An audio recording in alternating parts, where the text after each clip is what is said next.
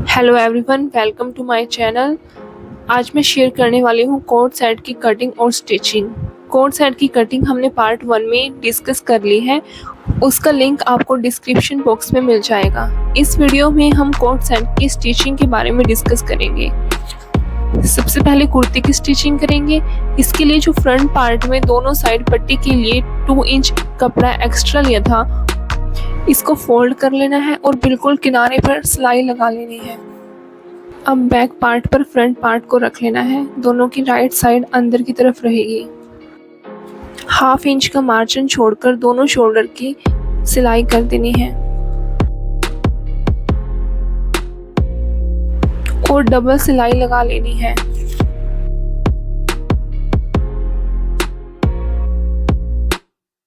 अब shirt collar की cutting करेंगे। इसके लिए बुकरम को सिंपली 2 फोल्ड करके रख लेना है। इसके बाद नीचे से 1/2 इंच मार्क कर लेना है और एक स्ट्रेट लाइन ड्रॉ कर लेनी है।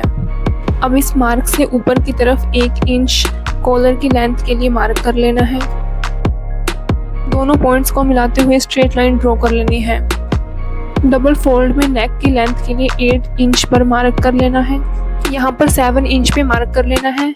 इससे नीचे की तरफ 1/2 इंच पर मार्क कर लेना है। अब इस पॉइंट से ऊपर की तरफ छोटी कॉलर की लेंथ के लिए 2.5 इंच पर मार्क करना है। नीचे की तरफ जो 7 इंच पे मार्क किया था, ऊपर की तरफ भी 7 इंच पर मार्क कर लेना है। फोल्ड वाली साइड से 1.75 इंच पर मार्क कर लेना है। अब इन दोनों पॉइंट्स को मिलाते हुए स्ट्रेट लाइन ड्रॉ कर लेनी है। इसके बाद इसको शेप दे देनी है।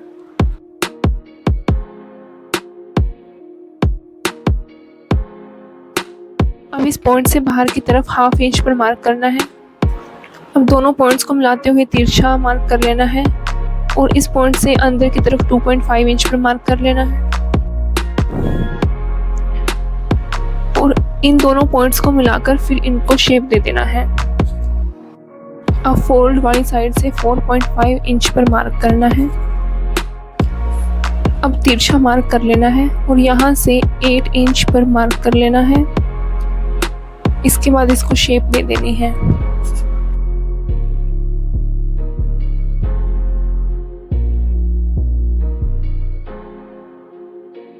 इसके बाद इसकी कटिंग कर लेनी है।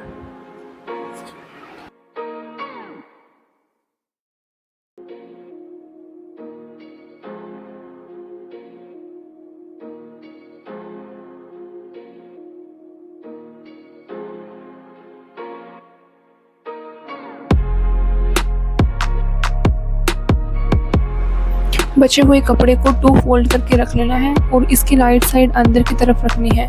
इसके ऊपर कॉलर को रख लेना है और 1/2 इंच का मार्जिन रखकर कटिंग कर देनी है।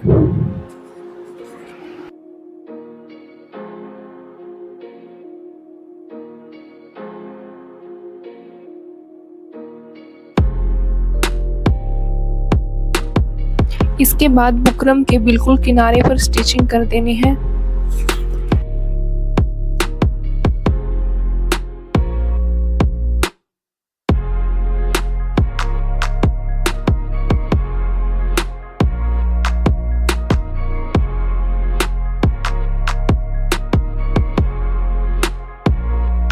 और इसमें अंदर की तरफ कट लगा लेने हैं।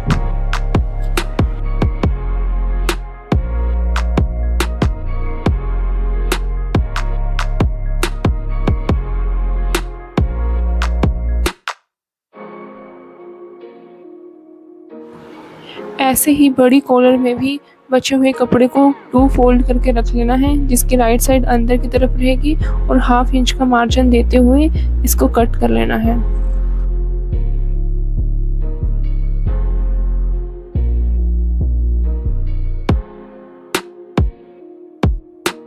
और यहाँ पर 0.2 इंच के गैप पर स्टिचिंग कर देनी है।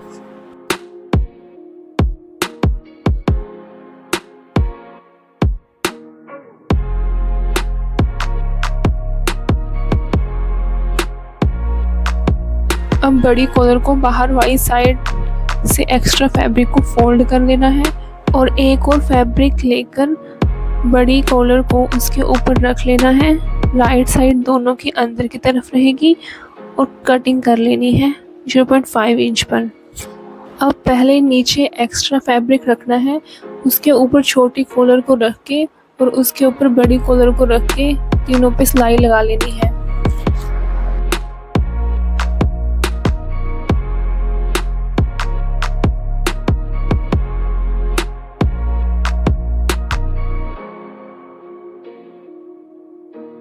अब इस पर अंदर की तरफ कट लगा लेने हैं।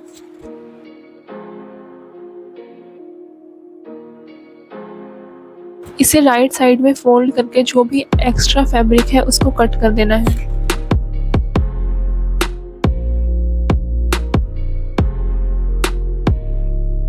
अब सेंटर में मार्क लगाना है।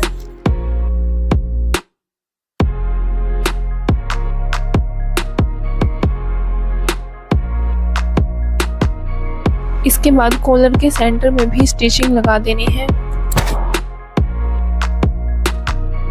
इसके बाद दोनों सेंटर पॉइंट को मिलाते हुए स्टिच कर देना है।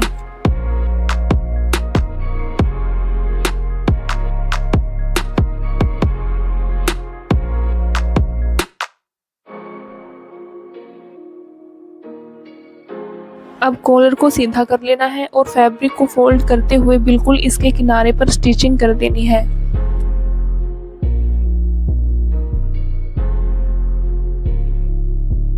अब कुर्ती को ओवरलैप करेंगे। फ्रंट पैनल को इस तरह से 1 इंच ओवरलैप करते हुए रख लेना है और इंची टेप को शोल्डर पर रखकर यहाँ पर 7 इंच पे मार्क करना है।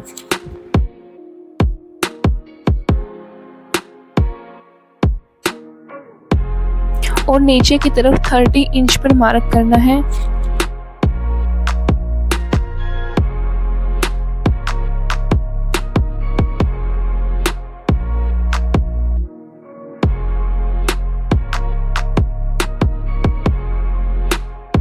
उसके बाद इसे स्टिच कर लेना है।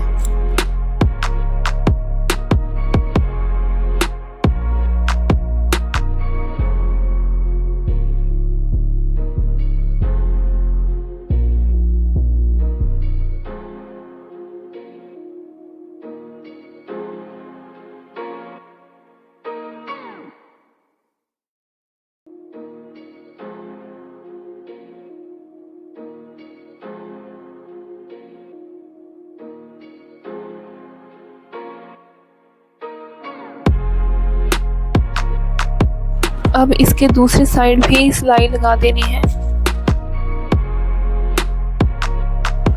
अब फिटिंग के लिए मार्किंग करके फिर इसको स्टिच कर लेना है, जिसमें दोनों पार्ट्स की राइट साइड अंदर की तरफ रहेगी। अब स्लीव्स की स्टिचिंग करेंगे। इसके लिए स्लीव के नीचे वाले पार्ट को डबल फोल्ड करके सिलाई लगा देनी है।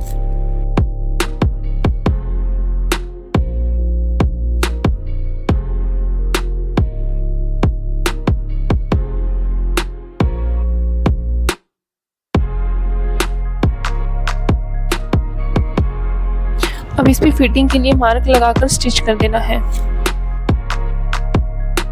और यहाँ पर डबल सिलाई लगा लेनी है।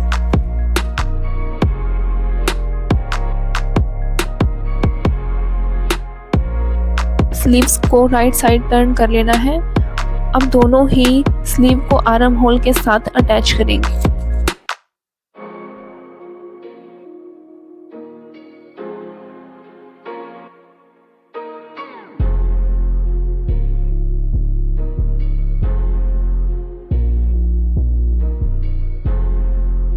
कुर्ती की स्टिचिंग कंप्लीट हो चुकी है।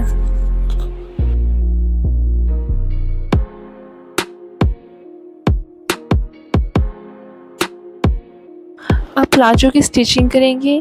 इसके लिए हमारे पास फैब्रिक कम था, इसलिए हमने मियाने डाली थी। जो कट लगाए थे फैब्रिक में और मियाने में, उन दोनों को आपस में मिलाकर स्टिच कर देना है। ऐसे ही चारों पार्ट्स को मियाने के साथ जॉइंट कर लेना है।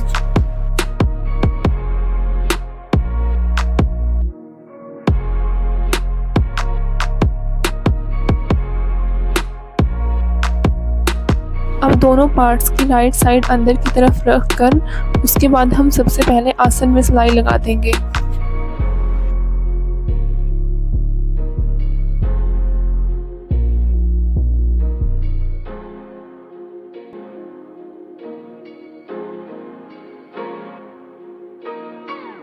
जो बॉटम में 2 इंच एक्स्ट्रा लिया था उसको डबल फोल्ड करके सिलाई लगा देनी है।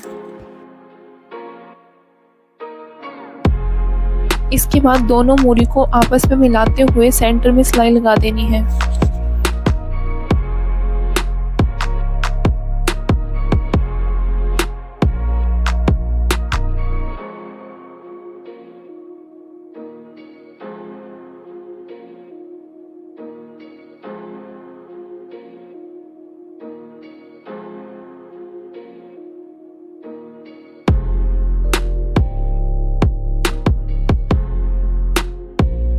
इस सिलाई को डबल कर लेना है।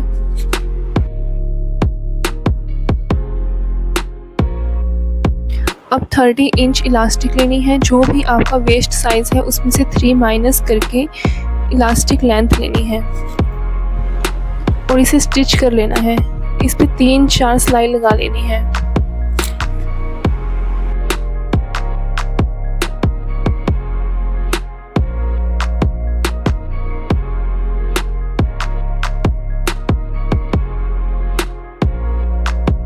अब रॉन्ग साइड में इलास्टिक को रखना है और 1/2 इंच फोल्ड करके इस पे किनारे पे सिलाई लगा लेनी है और सिलाई इलास्टिक पर नहीं लगनी चाहिए।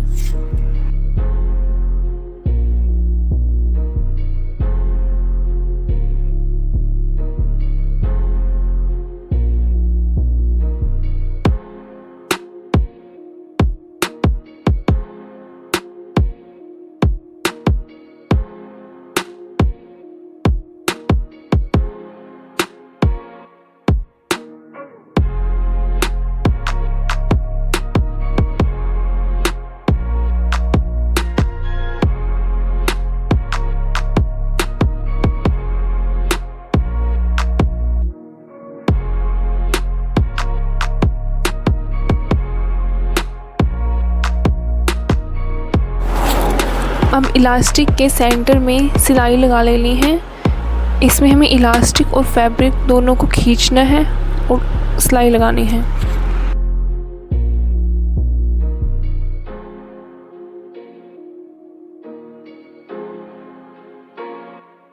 पैंट प्लाजो की स्टिचिंग कंप्लीट हो चुकी है। इससे रिलेटेड वीडियो देखने के लिए आप इस चैनल को ज़रूर सब्सक्राइब कर लीजिए and thank you very much for watching this video.